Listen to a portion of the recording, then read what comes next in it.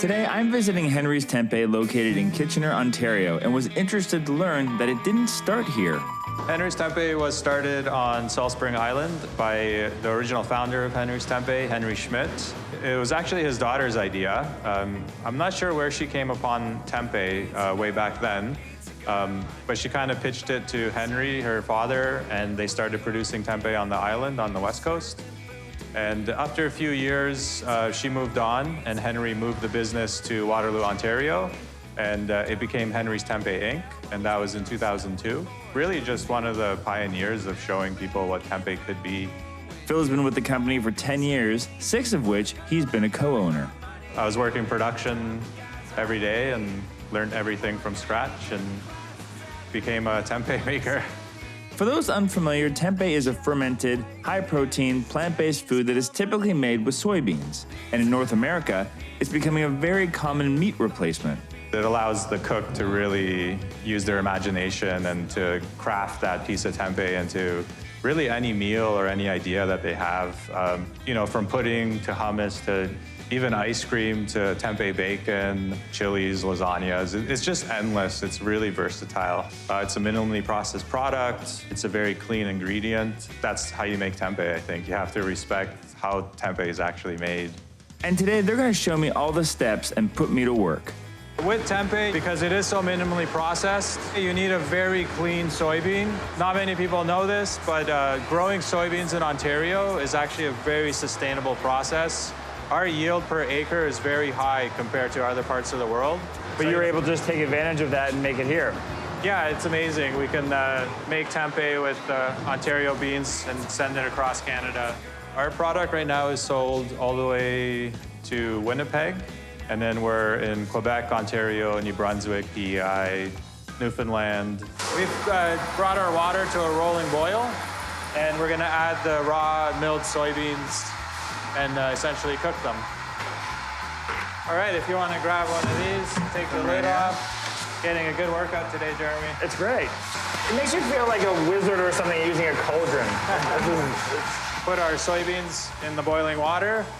We're gonna stir it up just a little bit, and we're actually gonna try to capture some of these hulls. And we've actually had people come asking us for this so that they can add it to their compost at home. But oh, wow. Is it really good for compost? You can even grow mushrooms using this as a base. We've cooked these soybeans, we've drained them of water, and now we're drying them to an acceptable dryness. And we're also watching for the temperature. Temperature is very important because we are gonna eventually inoculate these beans with our starter culture. We still gotta mix it a bit. You're gonna have to maybe help us out here. I'm gonna start with, oh my God. Yeah, and you don't wanna go too deep down in there. Yeah, I just learned that trick. Don't go too deep. I guess what you're looking for is just that it's all crumbled up and it's not any lumps, right? Yeah, and we don't want any hot spots in there. We wanna make sure it's cooled uniformly. You made this look easy. I'm very strong, Jeremy. This part's pretty easy, eh, Jeremy? Yeah. Push the button situation. I decided to reach out to Henry's Tempeh because I've actually been making tempeh myself for a number of years. I'm super interested in fermented foods. I kind of run the daily operations here. I'm also responsible for our food safety. Okay, so this is our starter culture. It's a fungus called Rhizopus oligosporus. And essentially what this does is it's kind of like a yeast, like when you add yeast to bread. We're gonna add it into the tempeh beans right now. We're gonna mix it up, and that's gonna enable us to actually ferment the beans. What happens is overnight during the fermentation process, this forms, it's essentially like its body, which is called a mycelium network, and that's actually what binds the beans together. That's that white stuff. Yeah, yeah. The white really stuff, cool. That's the technical term. Yeah, it's like a mushroom, basically, that's growing in amongst the beans, holding them together. So now we are gonna load our beans and measure them into pans.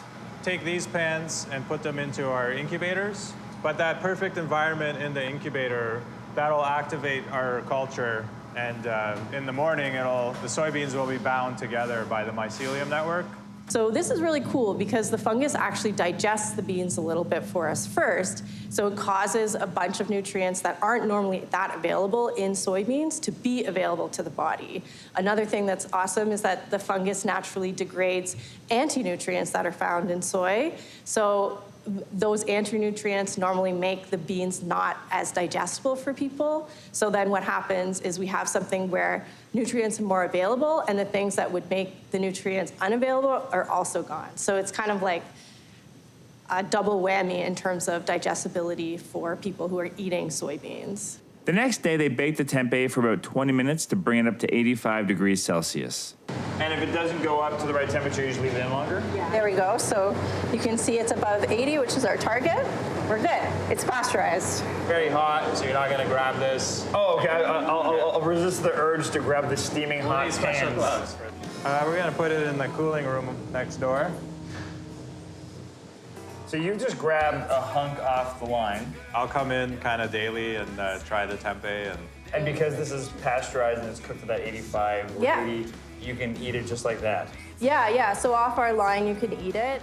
It doesn't taste amazing, like cold from the fridge, so we definitely recommend cooking it. Wow.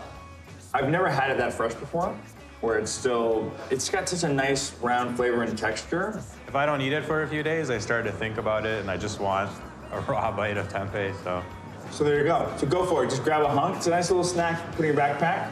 But you probably want to flavor it. Our friends over at Henry's Tempeh gave us this custom-made tempeh pizza crust. So we're gonna make tempizza. I have no idea if this is gonna turn out. It's a bit of an experiment, but let's give it a whirl. So I'm just gonna slather on a little bit of tomato sauce because I haven't flavored this tempeh in any way. So I wanna make sure there's a nice thick layer that'll give us a lot of that tomato flavor. Maybe that's too much, we'll find out. So then I'm just gonna put some vegetables on this, whatever I would normally put on my pizza, so you can do whatever you want here. I'm just putting some sliced peppers, some broccoli, some mushrooms, and last but not least, some green olives. Pizza is not pizza without olives and mushrooms, as far as I'm concerned. You can fight me if you disagree. Come at you with my olives. If I had some plant-based cheese, I might sprinkle this on top, but because this is a bit of a last-minute experiment, I'm just gonna sprinkle it with some nutritional yeast. I'm not putting any protein source on here because the tempeh itself is so loaded with protein. So it's gonna do all the heavy lifting here since that's acting as our crust. So I'm just guessing how to bake this. I'm gonna try it at 375 for 15 to 20 minutes. I'm just gonna look for the edges to get nice and crispy. So I ended up actually baking this for closer to 30 minutes. And I'm curious how it's gonna turn out. I grabbed myself a knife and a fork because I'm not sure how this is gonna hold up. I realize not everyone has their own custom-made tempeh pizza crust, but you could just take a regular block of tempeh and cut it thinner. So cut it in half and then just slather it with sauce and whatever toppings you want, and it would work the same. It's cutting nicely. Cuts like pizza. I'm curious how the integrity of this is gonna hold up as a slice.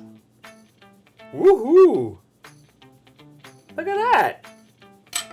A little slice of tempizza.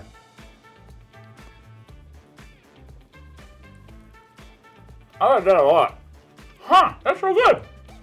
I was a little worried that the tempeh would be really overpowering here, but because it's a thinner slice, it blends in perfectly and it works as a really nice crust. It's a little flimsy, but it holds together beautifully.